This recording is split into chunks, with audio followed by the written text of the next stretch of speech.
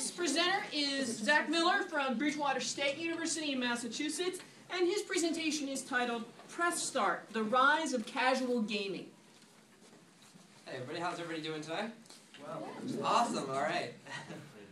So let me start off with this. If you can hear that, we had technical difficulties. Anybody hear that? Does anybody recognize that tune? Mario, right, exactly, Mario. And every time I hear that tune, it absolutely brings a smile to my face. I remember being like 8 years old, like you have to blow on the cartridge, you know, or else it won't work. You stick it in there, you turn on the power, and you're good to go. Oh man, I love those days. But games come a long way since then, haven't they? But yes. So the intention of my research is to explore the rapidly changing area which is gaming.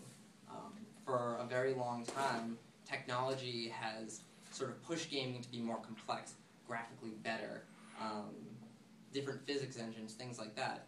But recently, what's happened with the push of the Nintendo Wii is that games are going back to a simpler time, and more people are starting to play. And I'm going to get into that throughout my presentation.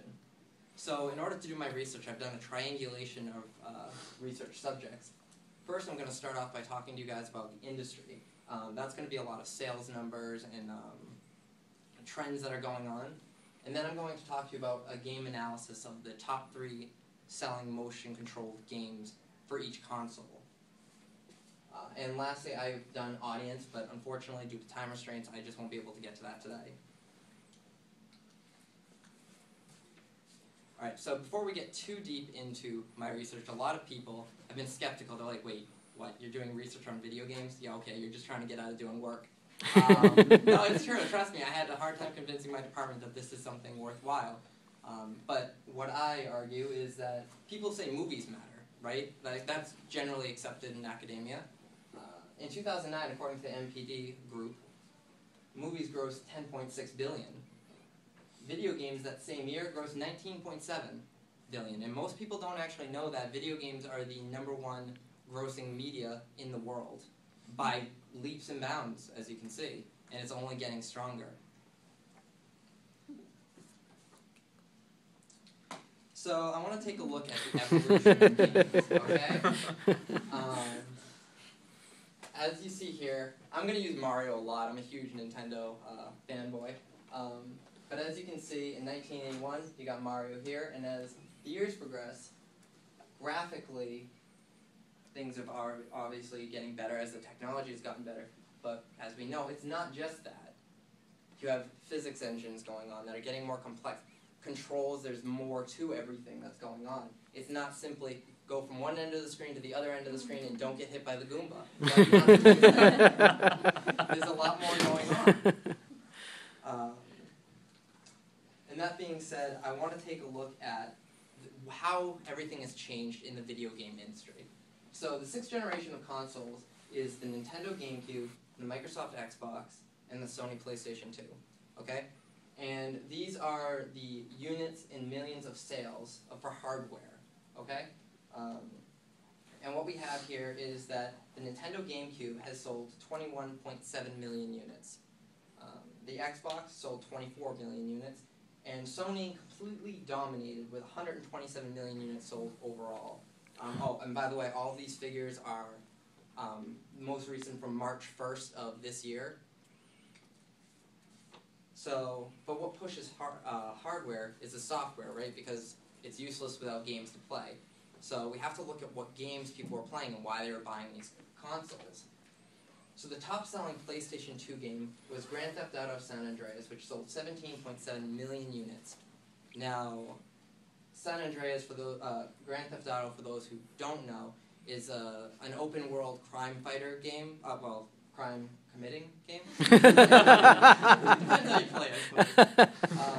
But the game actually requires over 20 button pushes, and everything is context-sensitive. So what you're doing in the world makes every button do different things. It's a very complex game, and you have to be sort of a learned gamer to know what to do. You can't just hand it to somebody and then just be able to know what they're doing. moving on, the top-selling Xbox game, excuse me, is Halo 2, which has 8 million units sold. Now, Halo 2 is a sci-fi shooter, very heavy multiplayer focus. So you're competing against other people, and in order to win, and winning is fun, losing is just never a good time. You have to put time into that. It takes time, it takes effort. You have to get your hand-eye better. And lastly, we have GameCube top seller, which is Super Smash Bros. Melee. Love this one. With 7 million. Oh my God, I spent so much time with this. 7 million units sold, and this is a 4-player. You get your buddies over, and you just kind of brawl. You fight with classic Nintendo characters, but it had a lot of button complexity to it. There was combos and things like that. And again, in order to win, you had to practice. So what does it mean to be a gamer in the 6th generation? It means that you need to have excellent hand-eye coordination. You need to have a lot of time commitment. And there's a button and context memorization for what's going on in the world. Now, who has all of this? I do. But who else? It would be their demographic. The core demographic of the 6th generation of consoles was males between 10 and 30. And everybody's going for this. No one ever thinks to go outside of that because the technology was getting better, so we should make games more complex. That makes sense, right? This is the 7th generation, the current generation. You have the Xbox 360, the Nintendo Wii, and the PlayStation 3. The Xbox 360 came out in 2006, and the Wii and the PlayStation 3 came out in 2007. Now, the reason the Wii is in the middle and so big is because I want to tell a little quick story about this. I remember watching E3, which is a press conference for video games, when they introduced the Wii, Nintendo did. And myself and other core gamers laughed. Laughed and thought Nintendo had lost their mind. You have people standing up there doing this, and you're like, what is this supposed to be? When we've had Xbox, this thing isn't even HD, alright? This thing came out, Xbox 360 came out a year earlier, it was in HD, it had more buttons, it has 18 buttons on it. The Wii controller has what, 6? It has 6 buttons and you move around. I'm a gamer, I don't move. Virtually. That's my role. Well, everyone laughs, but no one's laughing anymore at them. The Nintendo Wii has sold 85.3 million units since it came out. The Xbox 360 has sold 52.1, and the PS3 has sold 48.2 million units. This console was cheaper to make. This console has cheaper games to make. And this console went for everybody else except gamers, because the learning curve had just gotten too steep. People didn't want to play the PlayStation 2 or Xbox because they didn't want to go on to Halo and just get dominated by people who have no life. So I'm going to talk about the top-selling games in those in the industry. So the PlayStation 3 and Xbox 360 top seller, they're both the same game actually. It's Call of Duty Modern Warfare 2, very complex first-person shooter, all about online. I love this one too. So Xbox 360 sold 12.6 million units of this. PS3 sold 9.1 million. And again, those are the top selling, so no PS3 games ever sold more than 9.1, and no Xbox 360 games ever sold more than 12.6. So that's a total of 21.4, okay? The Wii's top seller, Wii Sports, 75.5 million units. And I can promise you, I don't know the actual number, but I can promise you that Wii Sports cost significantly less to develop than Modern Warfare 2 did. This, by the way, is the best-selling game of all time, topping the second, which is Super Mario Bros., the original, by 30 million units sold. Wow. Now, it's arguable that this is a packaged-in game with the Wii, so fair enough, that's arguable that you don't want to include that in the running. So the next game is called Wii Play, and that is sold 28.1 1.14 million units, which is still high above anything else. And again, this game, this is comprised of 6 mini games. Did not take long to make, I assure you. Again, they don't release cost, but just believe me when I say it costs a lot less to make. So now, Microsoft and Sony don't understand what even happened to them. So they're chasing it. They're chasing down this demographic, this casual game demographic, by coming out with their own motion-controlled gaming accessories. So for the Xbox 360, they came out with Kinect, and the PlayStation came out with the Move, which looks suspicious, like something I've seen before. But I'm not entirely sure. Well, anyways.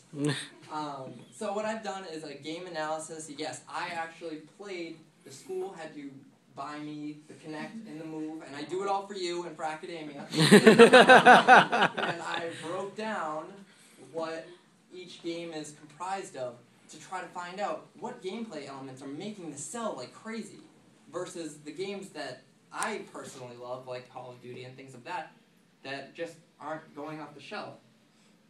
And so I've compared and contrasted them, and there are 5 categories of game analysis. So there's controller complexity, object inventory, interface study, interaction map, and gameplay log. So I'm not going to go over each just because of time constraint, but I will say that controller complexity is a huge one. It's a reason a lot of people don't want to pick up a console in the first place. So the idea with Kinect, which is a complete body scanner, there is no controller, or the Move, which is just like the Wii controller, is very appealing, and that was kind of what they're going on. So, oh, that's supposed to be a video. Well, I was going to show you videos and kind of go over gameplay analysis really quick, but essentially I'll ad-lib it. So Wii Sports is essentially use your avatar. It's a standard definition. It's not very complex. Of course, that's the top selling game for the Wii, or of all time. And Kinect Sports, that just came out, which is the best-selling game for Kinect, has much more environment to it. They promote multiplayer. Probably stick with these. It has simplistic graphics. It promotes a lot of multiplayer, and one of the really cool things about it is that it requires 6 to 8 feet in order to play. Now, I don't know about the rest of you, but my room does not have 6 to 8 feet of distance, but my living room does. It promotes family play, and that's really important. That's what they're kind of going for, because they don't want it to be about the 10 to 30-year-old male anymore, who's playing in his room, waiting for supper to be called, and then yelling, "Mom, I'm online right now," that sort of thing. And lastly, we have Sports Champion, which, if you're noticing a trend, yes, they're all sports games that are the best-selling, which doesn't actually surprise me at all. But now Sony's doing it a little differently, actually. Sony is very high graphic and multiplayer focused, and they're really going for a realism sort of feel to it, where the other two are sort of have fun and like it's more cartoony, where this is kind of like a serious competition. And I think that's because Xbox has really kind of grabbed the core market away from Sony, and they're trying to still stay with the core market. It's a very tricky field to navigate. So what? What does this all matter? You know, and what's important is that the highest grossing media form is changing dramatically. This is a big deal. This is a huge deal. All of a sudden, your moms are now playing video games. That's odd. For me, that was odd to come home and see my mom like Mario Kart, you know, from the wheel.